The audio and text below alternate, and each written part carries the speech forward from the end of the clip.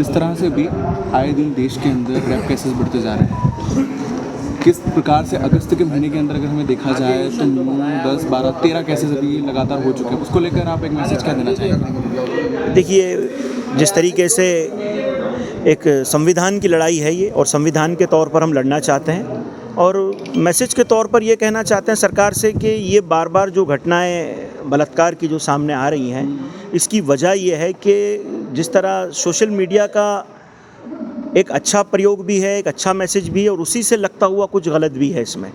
और ज़्यादातर new generation इससे कनेक्ट होकर जो आज कार्य कर रही है, तो जिस तरीके से काफ़ी सेंसर हैं और काफ़ी चीज़ों को सरकार ने हटाई भी है सोशल मीडिया से, सोशल ग्रुप से, इसी तरीके से कुछ ऐसी चीज़ें मीडिया के ऊपर जो प्रेजेंट हो रही है वो हटा देनी चाहिए।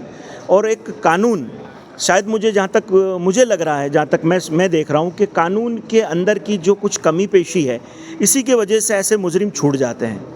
तो इस कानून में और संशोधन करके इस कानून को इतना मजबूत कर देना चाहिए कि एक मिसाल बन जाए कि अगर एक रेपिस्ट पकड़ा जाए और उसके ऊपर भारत के संविधान के तहत जब अगर एक्ट लगे और गुनाह बने, तो पहले तो वो छूट ना पाए, और छूटने के अगर छूटता भी है और जब अपनी सज़ा, तो वो लोगों को कहे कि साहब ये गलती मत करना जो मेरे साथ बीता है, अगर तुमने ये गलती की तो तुम्हारे साथ भी ये भारत का संविधान ये कर सकता है।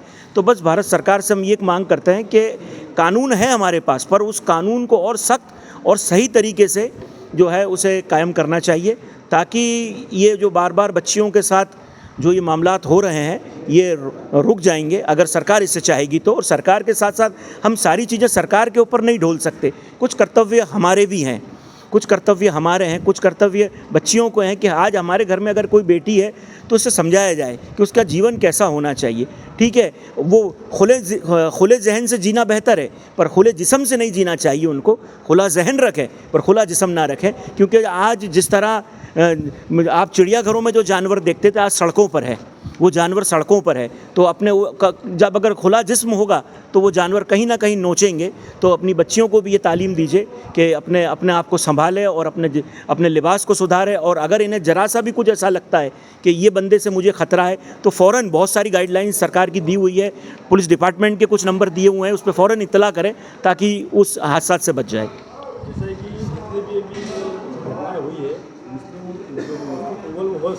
उसके अंदर अधिकांश संविधान में ऐसा कोई प्रावधान नहीं है मकान तोड़ने का। ये अभी कई कांड जैसे हुए हैं, उसको लेकर के क्या मैसेज है? देखिए, सरकार को लेकर के, और देखिए, कोई भी मकान जब टूटता है, कोई भी मकान अगर सरकार तोड़ती है, तो उसके पास उसके लिए एक ज़रूर कोई ना कोई वजह होती है।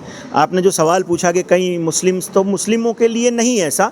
आप अगर अहमदाबाद आएँ, अहमदाबाद अगर आप गांधीनगर से एयरपोर्ट का रोड लें, तो उसके दरमियान कम से कम 900 मकान और करीब 100 बड़ी लगभग उसमें 2 स्टार 3 स्टार होटलें भी तोड़ दी सरकार ने।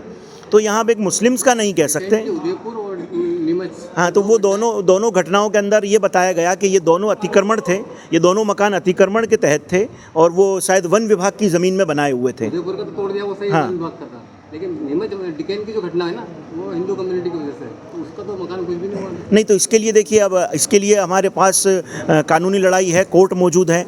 सिर्फ हम सरकार के ऊपर क्यों जाएं? फिर हमारे लिए कोर्ट मौजूद है, हमारे पास कानून मौजूद है, हम इसकी लड़ाई लड़ें।